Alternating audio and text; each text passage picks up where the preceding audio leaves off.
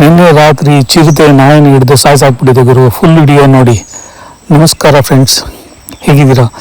So ನಾನು ಇವತ್ತು ಬೆಳಿಗ್ಗೆ ಕುರಿಗಳನ್ನ ಕಟ್ಟಾಕಿ ಕುರಿಗೆ ಹುಲ್ಲು ತರೋಣ ಅಂತ ನನ್ನ ಕಿತ್ತೋಗಿರೋ ಟೂ ವೀಲರ್ ತಗೊಂಡು ಈ ರೀತಿ ಸ್ಟಾರ್ಟ್ ಮಾಡಿ ನಾನು ಹೊಲಕ್ಕೆ ಹೊರಟೆ.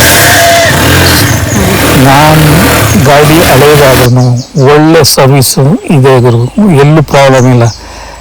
ಈ ರೀತಿ ಬಂದು ನಾನು ಗಾಡಿ ನಿಲ್ಲಿಸಿ ಹುಲ್ಲು ಕಟ್ ಮಾಡೋಣ ಅಂತ ಹೊರಟೆ.